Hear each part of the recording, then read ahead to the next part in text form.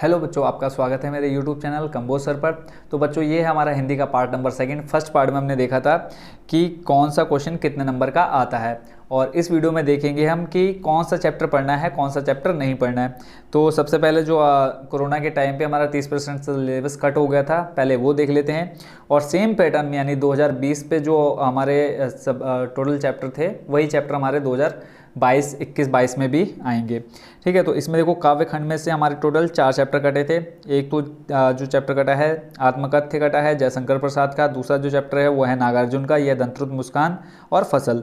ठीक है, गिरजा कुमार माथुर का है छाया मत छूना। मंगलेश डबराल का जो चैप्टर था संगतकार, वो आपके सिलेबस से कट चुका है। उसके बाद जो आता है क्षितिज भाग 2 में गद्य खंड में, ठीक है, इसमें मन्नू भंडार की एक कहानी थी कि एक कहानी यह भी। फिर है महावीर प्रसाद द्विवेदी, इनकी जो कहानी थी वो है स्त्री शिक्षा के विरोधी कुतुर्कों का खंडन। ठीक हो गया। इसके बाद जो तीसरा चैप्टर है वो है बदंत आनंद कौशल्यायन। इसका जो चैप्टर था वो था संस्कृति। तो ये 3 चैप्टर इसमें कट गए हैं। उसके बाद आते हैं कृतिका भाग 2 में, जिसमें हमारी क्या है, कहानियाँ हैं। इसमें कौन सा चैप्टर कटा है, मैं क्यों लिखता हूँ, तो ये कहानी उसमें कट चुकी है। उसके बाद आते हैं संस्कृत विनोदनी में, उसमें कौन कौन से चैप्टर कट गए, इसमें कटा है सुक्ति, मौभिक्तिकानी, धन्य भारतम और स्वामी विवेकानंद। ये 3 चैप्टर आपके संस्कृत में कट गए हैं। तो बच्चों, हमें कौन से चैप्टर पढ़ने हैं और कौन से नहीं पढ़ने हैं वो आपको पता लग गया होगा। अब आते हैं हम चैप्टर वाइज कि कौन सा क्वेश्चन इंपॉर्टेंट है और कौन सा क्वेश्चन इंपॉर्टेंट नहीं है।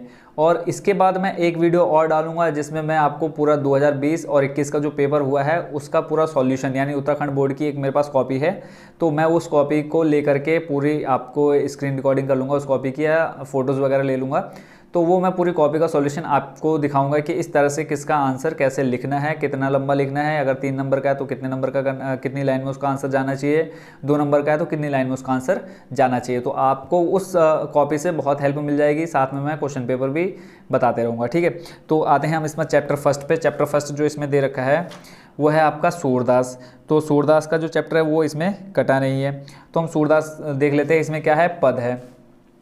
आपने पढ़ा होगा ये जो हमारी कविता है वो किससे रिलेटेड है, श्री कृष्ण से रिलेटेड है। इसमें गोपियाँ और उद्धव के बीच में जो बातचीत होती है वो आपने पढ़ लेनी है। ठीक है, तो ये जो चैप्टर है इसको आपने पूरे पढ़ लेना है। बाकी जो इसमें 1-2 इंपॉर्टेंट क्वेश्चन है वो मैं पढ़ लेता हूँ कि जैसे मैं देख पा रहा हूँ कि गोपियों ने उद्धव को सौभाग्यशाली क्यों कहा है, तो ये क्वेश्चन ज़्यादातर आपका रिपीट हो चुका है। फिर है हारिल पक्षी की क्या विशेषता बताई गई, एक ये क्वेश्चन। और कमल पत्र की संज्ञा किसे दी गई है, तो 3 क्वेश्चन ये हैं। ठीक है, जिसको आपने बिल्कुल भी नेग्लेक्ट नहीं करना है, इसको आपने अच्छे से पढ़ लेना। और एक क्वेश्चन जो है, गोपियों ने उद्धव से योग की शिक्षा कैसे लोगों से देने की बात कही है। 4 क्वेश्चन हो गए। ठीक है, तो फर्स्ट चैप्टर में बस इतना ही पढ़ना है। और एक जो मोस्ट इंपॉर्टेंट यानी आपका अर्थ लिखने के लिए आएगा वो ये वाला देख लेना है कि उधो तुम हो अति बड़भागी, अपरस रहत स्नेह तगाते नाहिन मन अनुरागी। तो एक ये वाली जो लाइन है, दो लाइनें हैं, इसको आपने अच्छे से पढ़ लेना और इसका अर्थ देख लेना है। ठीक है, तो चैप्टर फर्स्ट में आपने सिर्फ इतना पढ़ना है, इसके अलावा और कुछ नहीं देखना है। उसके बाद जो चैप्टर सेकेंड है हमारा वो है किससे रिलेटेड, जो हमारे उसके कवि हैं वो हैं तुलसीदास, और चैप्टर का नाम है राम लक्ष्मण परशुराम संवाद। तो ये स्टोरी आप बचपन से पढ़ते आए होंगे कि कैसे जब किसका, सीता का स्वयंवर होता है तो वहाँ पर राम जी धनुष, शिव का धनुष तोड़ देते हैं। फिर वहाँ पे कौन आता है बच्चों, वहाँ पर परशुराम। तो परशुराम और लक्ष्मण और राम के बीच में जो बातचीत होती है वो आपने सुनी होगी और पढ़ी भी होगी। तो इसमें मुझे बताने की ज़रूरत नहीं है कि कौन सा क्वेश्चन पढ़ना है कौन सा नहीं, आपको पूरी स्टोरी याद है। उसके बाद भी जो इंपॉर्टेंट क्वेश्चन है मैं वो बता देता हूँ। एक तो इसमें है परशुराम के अनुसार सेवक कौन होता है, एक क्वेश्चन ये आपने पढ़ लेना है। और सेकंड क्वेश्चन की लक्ष्मण ने धनुष टूट जाने के क्या क्या कारण दिए, 2। ठीक है, और मैं इसमें देख लेता हूँ,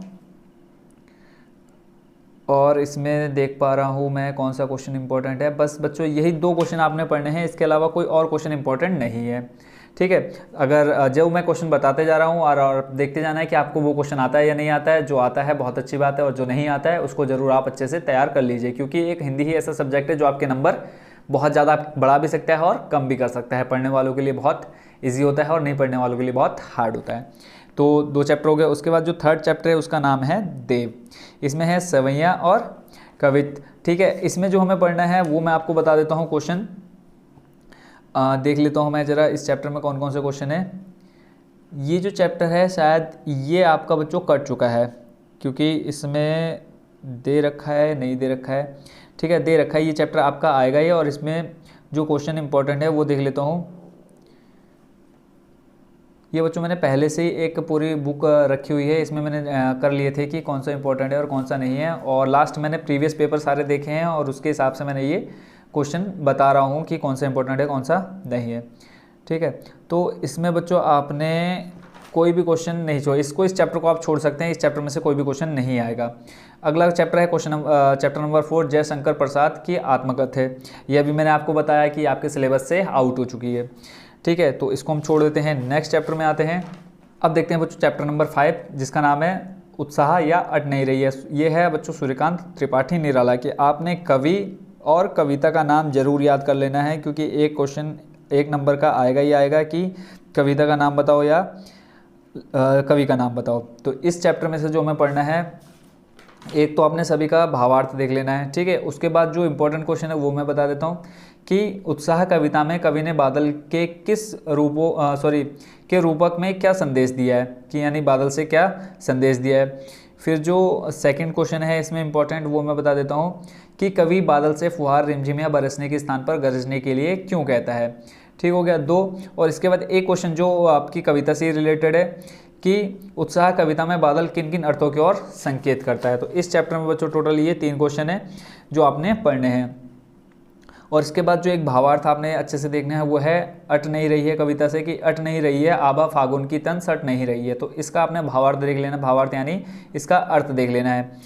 फिर उसके बाद है चैप्टर 6 नागार्जुन की यह दंतरुत मुस्कान फसल। ये चैप्टर आपका सिलेबस से हो चुका आउट, तो इसको भी हम छोड़ देते हैं।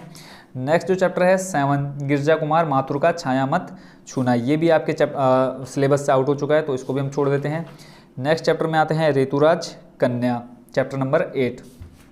तो इस चैप्टर से बच्चों ज़्यादातर क्वेश्चन आते हैं, और मैं बता देता हूँ इसमें जो इंपॉर्टेंट क्वेश्चन है। पहला क्वेश्चन जो इसमें वो है आपके विचार से माँ ने ऐसा क्यों कहा कि लड़की होना पर लड़की जैसा दिखाई मत देना। ये क्वेश्चन बच्चों मोस्ट इंपॉर्टेंट है, इसको आपने जितनी जल्दी हो सके दिमाग में सेट कर लो, क्योंकि ये क्वेश्चन इस बार भी आपका 100% श्योर हूँ कि आएगा ही आएगा। फिर उसके बाद जो सेकंड क्वेश्चन है वो मैं आपको बता देता हूँ कि माँ को अपनी बेटी अंतिम पूंजी क्यों लग रही है। तो ये 2 क्वेश्चन है, इसमें आपने जो अच्छे से याद कर लेने हैं। उसके बाद जो चैप्टर 9 है वो है मंगलेश डबराल का संगतकार। तो ये चैप्टर भी आपके सिलेबस हो चुका आउट, इसको भी आपने छोड़ देना है। ठीक है, और उसके बाद आते हैं हम गद्य खंड में। ये हमारा काव्यखंड हो गया ख़त्म। तो काव्यखंड में मैंने बच्चों जितने क्वेश्चन बताए उनको आप अच्छे से तैयार कर लीजिए, प्रिपेयर कर लीजिए, ताकि एग्ज़ाम में आप बिल्कुल भी फ्री ना बैठ पाएँ। उसके बाद आते हैं हम गद्य खंड में। इसमें जो पहला चैप्टर है वो है नेताजी का चश्मा। तो नेताजी का चश्मा बच्चों आपने पहले से ही बहुत अच्छे से इसको तैयार कर ली होगी। फिर भी मैं इसके जो इंपॉर्टेंट क्वेश्चन है वो बता देता हूँ कि सेनानी ना होते हुए भी चश्मे वाले को लोग कैप्टन क्यों कहते थे। आपको पता होगा इसका आंसर कि क्यों कहते थे। उसके बाद जो सेकेंड क्वेश्चन इसमें इंपॉर्टेंट है वो है पान वाले का एक रेखाचित्र प्रस्तुत कीजिए। 2 क्वेश्चन ये आपने पढ़ लेने हैं, इसमें और कोई भी क्वेश्चन आपको याद नहीं करना है। फिर उसके बाद नेक्स्ट चैप्टर जो है वो है बाल गोविंद भगत। ठीक है, जो लिखी है किसने, रामवृक्ष बेनीपुरी ने। इसमें हमें जो क्वेश्चन पढ़ने हैं वो मैं आपको बता देता हूँ कि खेती बाड़ी से जुड़े गृहस्थ बाल गोविंद भगत अपनी किन चारित्रिक विशेषताओं के कारण साधु कहलाते थे। इसको आपने बहुत अच्छे से तैयार करना है इस क्वेश्चन को।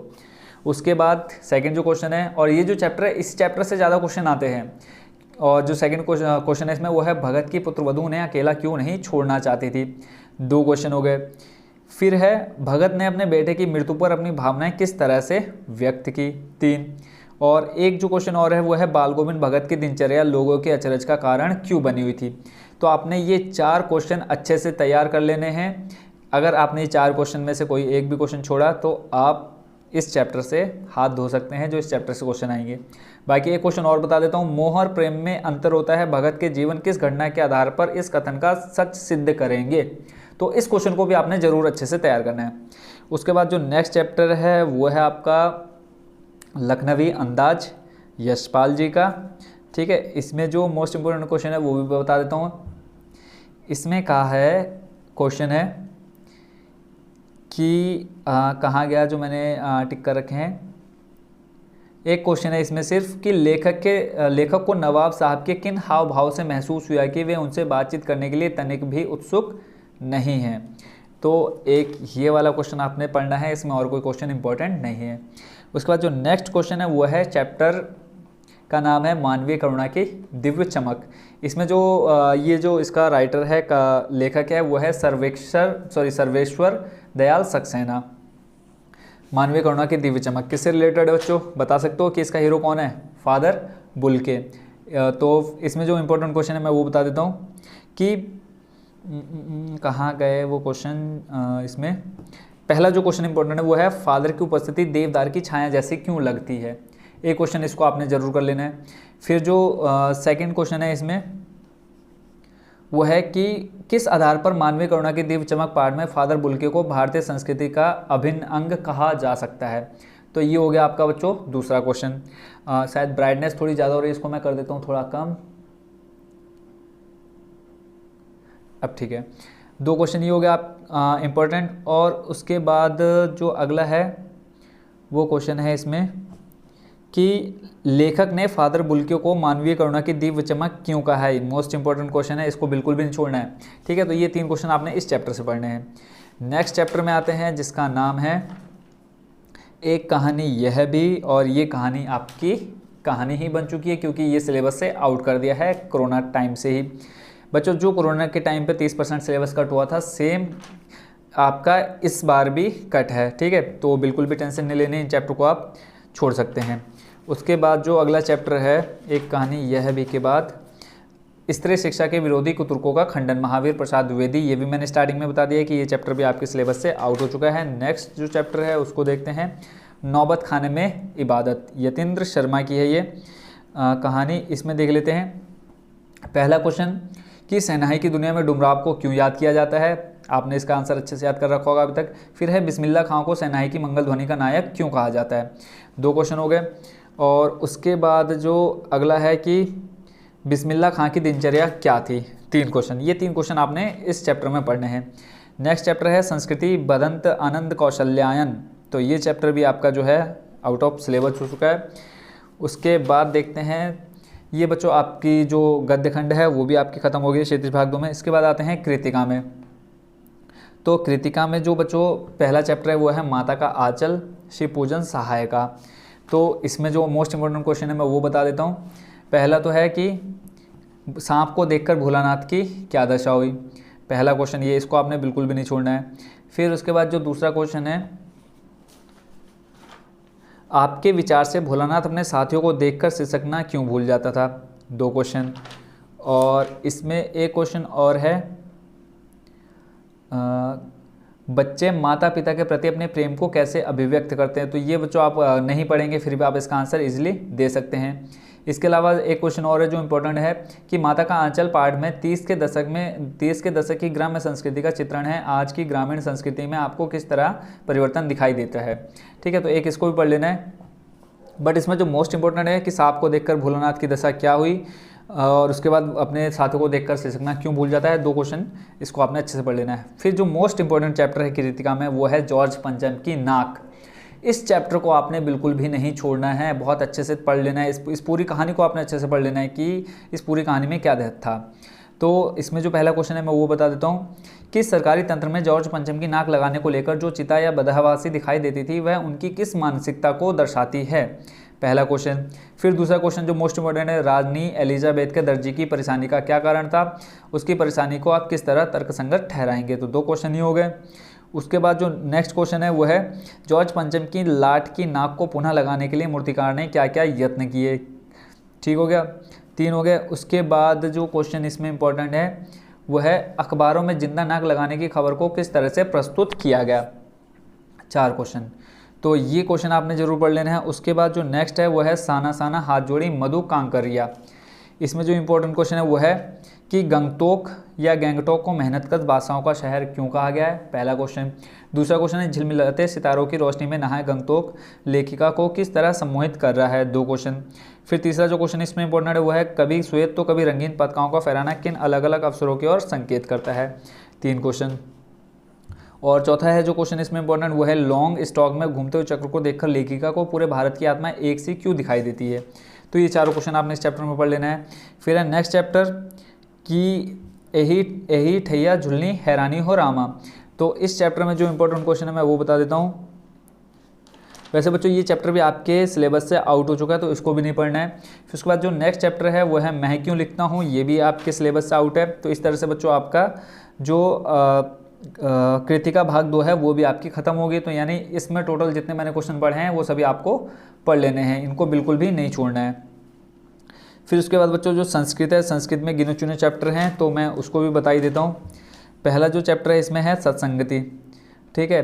सत्संगति में आपने सिर्फ सत्संगति चैप्टर है बच्चों, इसमें आपने क्या करना है, हिंदी में स्टोरी पढ़ लेनी है। क्या करना है, हिंदी में पूरी स्टोरी पढ़ लेनी है, बस उसको ही संस्कृत में थोड़ा सा ट्रांसलेट करके आंसर लिख देना है। और ज़्यादातर क्वेश्चन क्या होते हैं बच्चों, क्वेश्चन के आंसर ही क्वेश्चन में दिए रहते हैं, तो इतना सीरियस नहीं लेना है संस्कृत को। और संस्कृत में मैंने जो कहा है कि पूरी स्टोरी आपने हिंदी में पढ़ लेनी है। अगर आपके पास हिंदी में है ट्रांसलेटर तो आप हिंदी से पढ़िए, नहीं तो आप नेट पर सर्च करके वहाँ से पूरे जितने भी चैप्टर हैं हमारे संस्कृत के, उनको आपने उनकी पूरी स्टोरी याद कर लेनी है। तो इसमें बच्चों कुछ खास नहीं। और ग्रामर जो है, ग्रामर के बच्चों आप ग्रामर में देख लेना, एक तो संधि विच्छेद, ठीक है, संधि विच्छेद, और उसके बाद आता है हमारे समास, ठीक है। तो ये 2 चीज़ें, और एक संस्कृत वाक्य बनाना, कुछ शब्द दिए होंगे उन समय क्या बनाना है, संस्कृत वाक्य बनाने। तो आपने 3 चीज़ें ये देख लेनी है। अब बच्चों की जो पठित गद्यांश पे आता है वो तो कोई भी आपको दे देंगे कि इसमें से छांट कर आप प्रश्नों के उत्तर दीजिए, बट उसके बाद जो एप्लीकेशन आता है और निबंध आता है, तो निबंध में बता देता हूँ जो करंट में हमारा टॉपिक चल रहा है, एक तो कोरोना का, ठीक है, और एक इलेक्शन। तो इन दोनों पर अगर आपको निबंध मिल जाते हैं, कोरोना पर और इलेक्शन पर, ठीक है। और फिलहाल में एक जो आपदा है उत्तराखंड में, एक उत्तराखंड में आपदा, प्राकृतिक आपदा, तो 3-4 टॉपिक जो हैं मैंने बताए हैं उनको आपने देख लेना है और अच्छे से तैयार कर लेना है। एप्लीकेशन बच्चों 3-4, एक तो आप लिख सकते हैं कि देखो एप्लीकेशन में क्या होता है, मेन आपको औपचारिक और अनौपचारिक का जो टाइटल होता है, सबसे ऊपर एड्रेस और लास्ट में जो एड्रेस आता है उसको आपने ध्यान से देखना है। बाकी अंदर जो आप मैटर लिख रहे हैं उससे कोई भी फ़र्क नहीं पड़ता आपके एप्लीकेशन या नंबर पर। मैंने आपको ऊपर जो लिखना है उसको ध्यान से देखना है, जो नीचे लिखना है उसको। बाकी अंदर की प्रोसेस आप पर डिपेंड करती है कि आप अपने दोस्त को क्या लिखना चाह रहे हो या क्या लिखते हो, ठीक है। और इसमें बच्चों और कुछ खास नहीं, तो जितने भी क्वेश्चन मैंने बताए हैं इनको आप अच्छे से देखिए और best of luck for your exam, अच्छे से दीजिए। अगर फिर भी किसी क्वेश्चन में डाउट हो या कोई क्वेश्चन आपको समझ में ना आ रहा हो तो एक कमेंट डाल देना, मैं कोशिश करूंगा कि उसका आंसर आपको अच्छे से दे पाऊँ। तो बच्चों इस वीडियो में इतना ही। नेक्स्ट वीडियो में मैं आपको एक पेपर, उत्तराखंड बोर्ड का प्रीवियस पेपर 2020 का, और उसका पूरा सॉल्यूशन जो उत्तराखंड बोर्ड की कॉपी में लिखा होगा, यानी किसी बच्चे ने, टॉपर बच्चे ने दिया होगा, या उसका जो सॉल्यूशन उत्तराखंड बोर्ड देता है, तो उसका पूरा प्रोसेस कैसे, कौन से क्वेश्चन का कितना आंसर लिखना है, उसकी मैं अलग से वीडियो बनाऊंगा। उसको हम पार्ट 3 दे देंगे नाम, ठीक है। तो पार्ट 1 में हमने देखा था कौन सा क्वेश्चन कितने नंबर का, पार्ट 2 में हमने देखा कि कौन कौन से इंपॉर्टेंट क्वेश्चन है, पार्ट 3 में देखेंगे कि हमें कौन सा क्वेश्चन कितना बड़ा लिखना है और कितनी लाइनों का लिखना है। तो मिलते हैं बच्चों पार्ट 3 में। Thank you so much for watching.